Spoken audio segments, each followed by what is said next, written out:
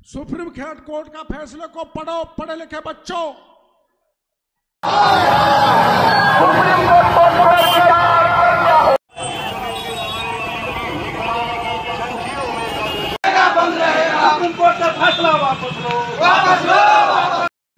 लेकिन एक creamy layer की एक मैं बात बताना चाहता हूँ जो हटकर है। सारे देश में जो आंदोलन चल रहा है, मैं सुप्रीम कोर्ट की भावना के साथ हूँ। SC ST आरक्षण के वर्गीकरण के मामले में एक कहावत फिट बैठती है उन राजनेताओं पर। बाबा जी गुड़ खाएंगे लेकिन गुलगुले से परहेज बताएंगे। यूं कहें तो प्याज खाएंगे लेकिन प्याज से बनी पकौड़ी नहीं खाएंगे। ये कहानी, ये कहावत फिट बैठती है उन राजनेताओं पर। ये कैसे बैठती है देखिए। SC ST आरक्षण के वर्गीकरण के मामले में बीजेपी का बी प्लान क्या है?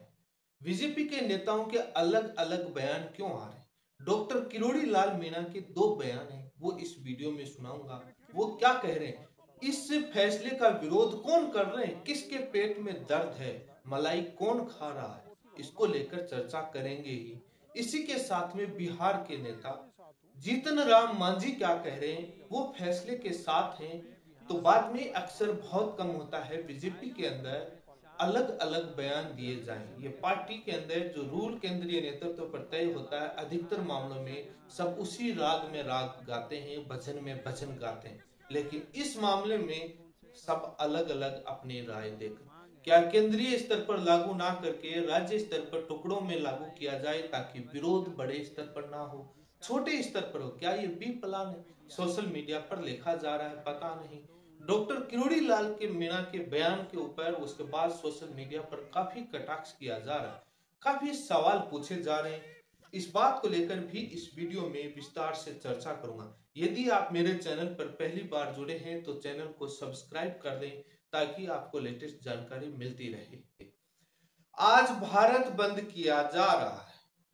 कल सोशल मीडिया प्लेटफॉर्म पर भारत बंद के समर्थन में ट्विटर ट्रेंड चल रहा था, तो दूसरी तरफ भारत बंद नहीं होगा कल यह भी ट्विटर ट्रेंड चल रहा। काफी राजनेता वीडियो डाल रहे थे, तमाम संगठन पत्र जारी कर रहे थे, राजनीतिक पार्टियों और संगठनों का समर्थन मिल रहा था। तो दूसरी तरफ भारत बंद का विरोध में पत्र लिखे जा रहे थे, मीडिया में बयान दिए जा रहे थे।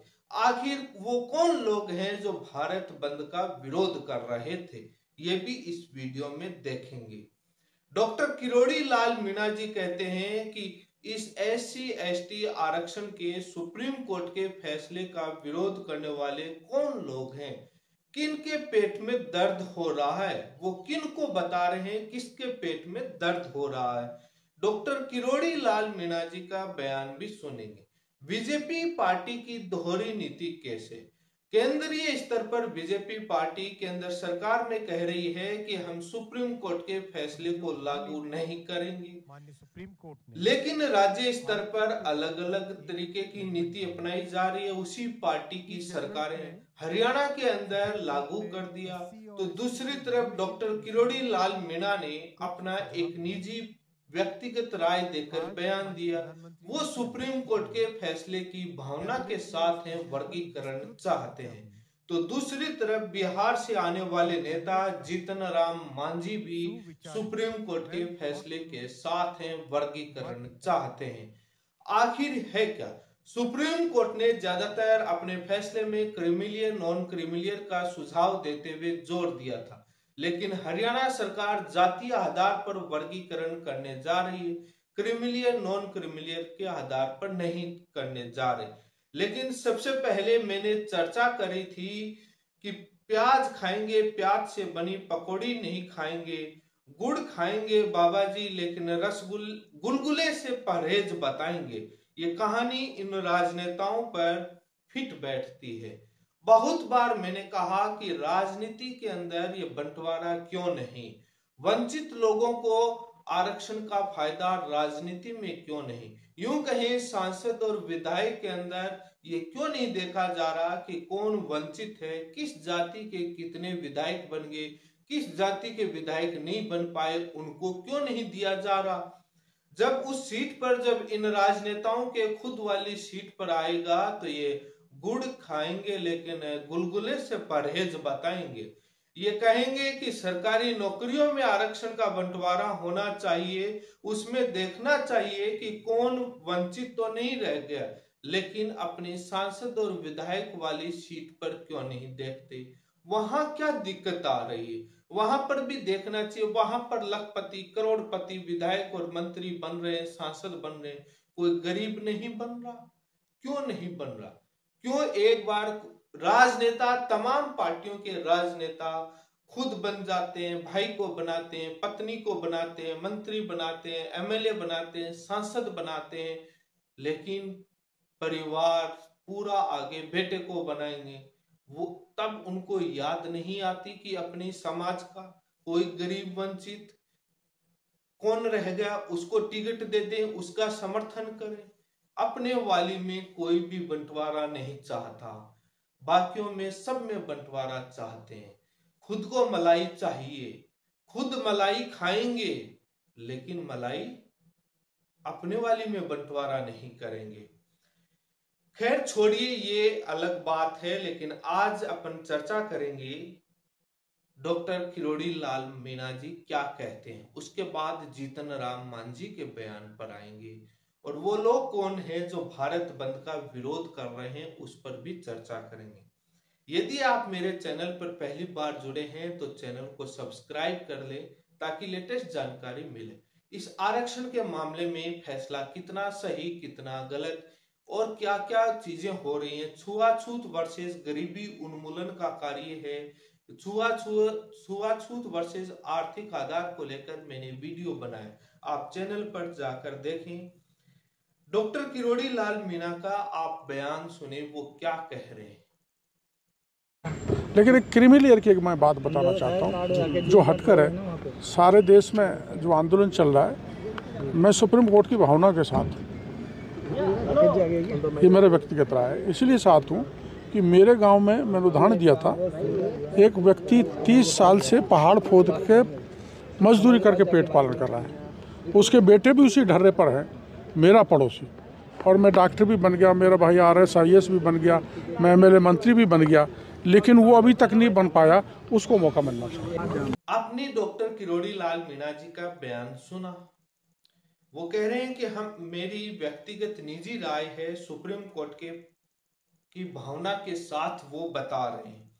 वो एक उदाहरण दे रहे हैं कि मेरे गांव में एक व्यक्ति 30 साल से पहाड़ खोदकर अपना पेट पाल रहा है, उसके बेटे को लेकर भी कहा, मेरा पड़ोसी है, मेरा परिवार क्या क्या बन गया, IAS बन गया, भाई बन गया, RS बन गया, भाई मैं डॉक्टर बन गया, मैं मंत्री बन गया, MLA बन गया, सांसद बन गया, क्या मैं क्या क्या बन गया, ये वो क्यों नहीं उसके लिए।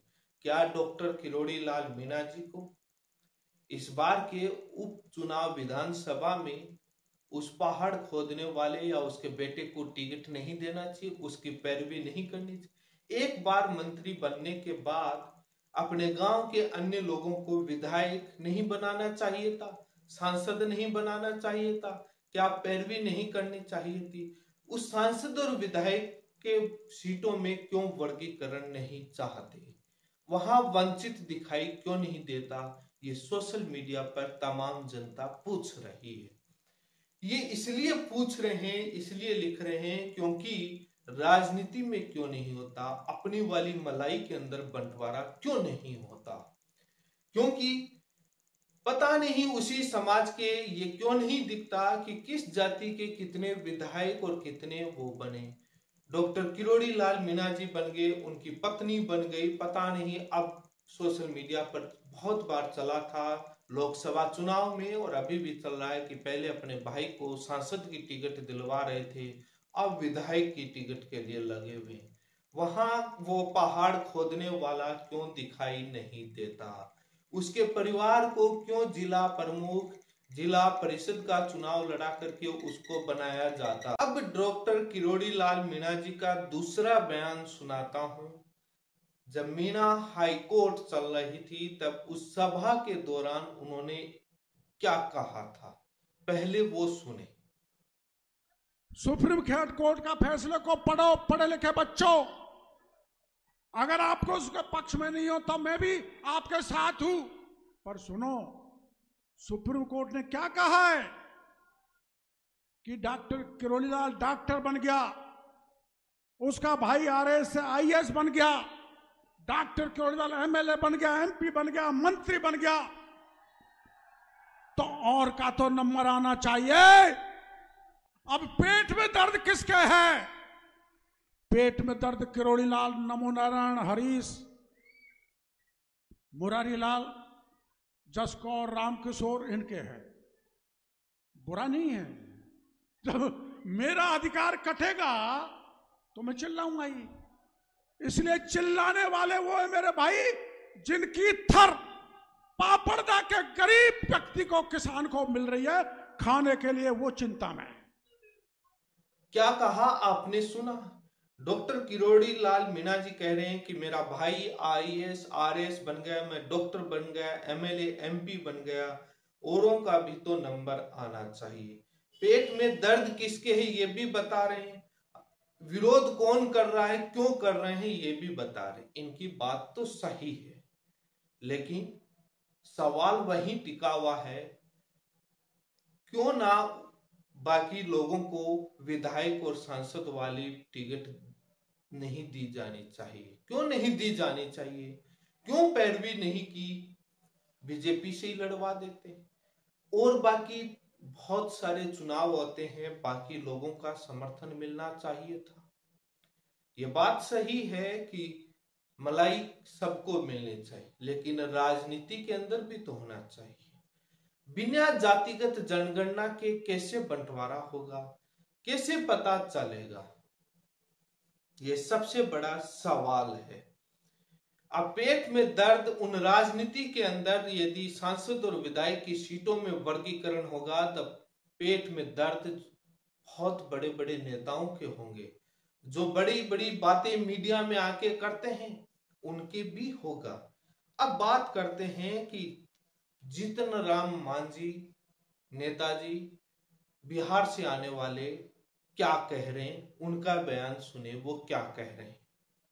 कि शेड्यूल कास्ट में बिहार में 22 जातियां हैं। 22 जातियों में 4 जातियां डेवलप्ड 4 कहे जाते हैं, D4। उनके अलावा 18 जातियां यहाँ हैं जिनकी साक्षरता दर 20% से नीचे है, जो शैक्षणिक दृष्टिकोण से सबसे कमज़ोर हैं। हम लोगों की मांग है कि शैक्षणिक दृष्टिकोण से कमज़ोर लोग हैं उनका एक अलग वर्गीकरण कर दिया जाए, जिसका सजेशन सुप्रीम कोर्ट ने भी दिया है कि राज्य सरकार चाहे तो उन लोगों का वर्गीकरण कर दे। वही वर्गीकरण करने के लिए हम लोगों ने मांग किया है। सब आपने जीतन राम मांझी का बयान सुना। वो कह रहे हैं बिहार में 22 जातियों का जिक्र कर रहे हैं, जिसमें 4 जातियां ज्यादा फायदा, 18 जातियां शैक्षणिक दृष्टि से कमजोर बता रहे हैं। वो वर्गीकरण की बात कर रहे हैं, लेकिन साथ में कह रहे हैं कि जातीय आधार पर नहीं, शैक्षणिक आधार पर होना चाहिए, और कई बातें कह रहे हैं, आपने सुनी। सवाल वही टिका हुआ है, जीतन राम मांझी साहब आप कितनी बार विधायक बने, कितनी बार एमपी बने, सांसद बने, बाकियों को मौका क्यों नहीं दिया गया? बाकी आपको वंचित क्यों नहीं दिखे? इस राजनीति के अंदर तो ज्यादा शैक्षणिक दृष्टि नहीं चाहिए, इतने तो पढ़े लिखे बहुत सारे मिल जाएंगे, वो विधायक और सांसद बन जाते, वहां क्यों नहीं? ये जातीय आधार पर वर्गीकरण नहीं है तो शैक्षणिक दृष्टि का चोला पहनकर जातीय आधार पर वर्गीकरण का ही तो मामला है। ये सबसे बड़ा सवाल है। मैंने जैसे शुरुआत में कहा कि बीजेपी की दोहरी नीति, बी प्लान हो सकता है सोशल मीडिया कि केंद्र स्तर पर लागू नहीं करेंगे, केंद्र स्तर पर लागू कर दिया तो बहुत बड़ा विरोध होएगा, इसलिए राज्य स्तर पर विरोध हो, राज्य स्तर पर लागू हो, और हर राज्यों से जहां बीजेपी की सरकार है वहां टुकड़ों में धीरे धीरे लागू हो। जब सारे राज्यों में लागू हो जाएगा तब बाद में केंद्र पर स्तर पर लागू करने में आसानी होगी। क्या ये बी प्लान नहीं है? ताकि राज्य स्तर के नेता अलग अलग बयान दे रहे हैं। हरियाणा के अंदर कैबिनेट में मुहर लग गई और बाकी राज्यों के अंदर जैसे राजस्थान के डॉक्टर किरोड़ी लाल मीणा जो राजस्थान सरकार के मंत्री हैं, उनके रुझान सामने आ रहे हैं, बिहार के रुझान सामने आ रहे हैं, क्योंकि राज्य स्तर पर टुकड़ों में बंट जाएगा तो लोग देखेंगे कि राजस्थान वाले कि हरियाणा में लागू हो रहा है, राजस्थान में नहीं। कुछ दिनों बाद राजस्थान में होगा तो यूपी वाले देखेंगे कि राजस्थान में हो रहा है, यूपी में नहीं। बाद में देखें बिहार में हो रहा है, यूपी में वाले क्यों बोले। तो इस प्रकार से ये फूट डालो राज करो की नीति और बंटवारे की नीति नहीं है। ये सवाल तो खड़े हो रहे हैं, पता नहीं। लेकिन सबसे बड़ा सवाल यही है कि भारत बंद का काफी लोग विरोध क्यों कर रहे थे। उनमें से ज्यादातर वो लोग हैं जो सामान्य वर्ग से आते हैं। सबका अपना निजी है, लेकिन SC ST के बहुत सारे संगठन भी हैं जो पत्र लिखकर विरोध कर रहे थे। यही तो फूट डालो राज करो नीति है। आरक्षण खत्म करने की शुरुआत ऐसे ही होती है। ये मैं बता दूं, सुप्रीम कोर्ट ने आरक्षण खत्म करने का फैसला नहीं दिया, उन्होंने वर्गीकरण का फैसला दिया। जब आपस में लड़वाएंगे जातियों को वर्गीकरण, जातीय आधार पर वर्गीकरण करके, और उसमें जब राजनीति होगी, कई नेता बनकर निकलेंगे उन जातियों से और ये राजनीति आपस में बंटवारा होगी। जब सारी चीजें आपस में एक ही समाज जातियां आपस में लड़ती हैं तो उसका समाधान होता है कि इसको खत्म ही कर दो ना, लड़ाई खत्म हो जाए। पहले कुछ हिस्सा ज्यादा कम ज्यादा। सबसे बड़ा सवाल है कि जातीय जनगणना क्यों नहीं। क्या पता लग रहा है 20 साल पहले क्या आंकड़े थे, 20 साल बाद क्या आंकड़े हैं, क्या सुधार हुआ क्या नहीं हुआ। सबसे बड़ा सवाल यही टिका हुआ।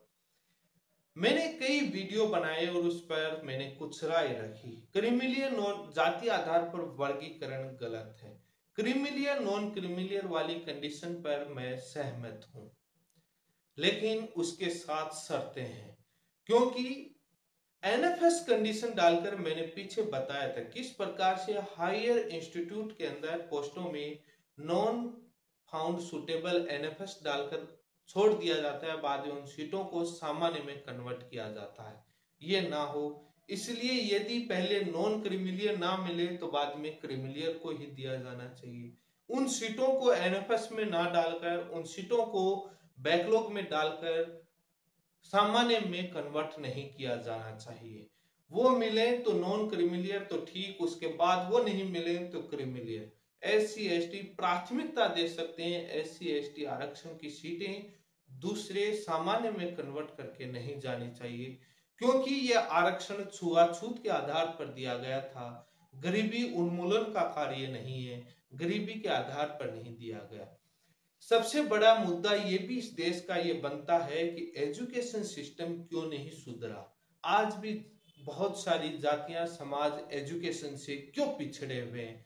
सबसे मुद्दा ये है। गोदी मीडिया को इस बात पर चर्चा करनी चाहिए, राजनेताओं को इस बात पर बहस होनी चाहिए कि ये पिछड़ा हुआ क्यों है एजुकेशन। कागजों में करोड़ों अरबों रुपए, मिलियन में रुपए खर्च किए गए, लेकिन वो लोग पढ़े लिखे क्यों नहीं सुधर रहा। इसके पीछे कारण क्या है, इसके बारे में केस स्टडी, रिसर्च स्टडी होनी चाहिए। क्या कारण रहा है, इस पर भी रिसर्च केस स्टडी होनी चाहिए। जब तक कि आज भी समाज में छुआछूत विद्यमान है, प्रेजेंट है, हो रहा है, इससे इनकार नहीं कर सकते, कबूलना पड़ेगा। आज भी है। राजस्थान में देख लीजिए, बहुत सारे पीछे यूट्यूब पर वीडियो डाला, उन समाज से आने वाले लड़कों ने बताया कि इस पर, और देखते हैं ये है क्यों ये आने जातीय जहर कुंठा फैलाया जाता है। क्या इसमें राजनीति करने वाले पार्टियों का खेल नहीं है। जब चुनाव आता है तब देखते नहीं। इस बात से इनकार नहीं किया जा सकता कि जब चुनाव के अंदर सीटों का बंटवारा होता है तो उसमें जातीय आंकड़े नहीं देखे जाते, किस जाति के कितने वोट हैं, कैसे चुनाव निकल, सारे एनालिसिस देखा जाता है। इनकार नहीं किया जा सकता, भले ही मीडिया में कुछ कहें, तमाम मीडिया उस समय यही विश्लेषण करती है। लेकिन सबसे बड़ा सवाल यही है कि आज भारत बंद किया जा रहा है और उसके विरोध में भी काफी लोग हैं तो काफी उसके समर्थन में भी है। लेकिन बीजेपी का बी प्लान क्या है? राज्य स्तर पर अलग और केंद्रीय स्तर पर अलग। राज्य स्तर पर क्या बीजेपी पार्टी के नेता अपनी पार्टी के फैसले के अलग से बयान नहीं दे रहे? विशेष तौर पर ऐसा होता नहीं है। बीजेपी के अंदर जो पार्टी रूल लाइन बना देती है, जो फैसला ले लेती है, उसी के पीछे राग में राग, भजन में भजन गाते हैं, कोई उसके विरोध में। इसमें ऐसा क्या है कि जो इसके अलग से अपनी व्यक्तिगत राय बताकर या इस मामले के समर्थन में या विरोध में आकर अलग अलग बातें हो रही हैं? क्या खेल है? ये सवाल तो दुनिया में जनता के बीच उठेगा, सोशल मीडिया पर लिखा भी जा रहा है। इसी के साथ आप सभी का बहुत बहुत धन्यवाद।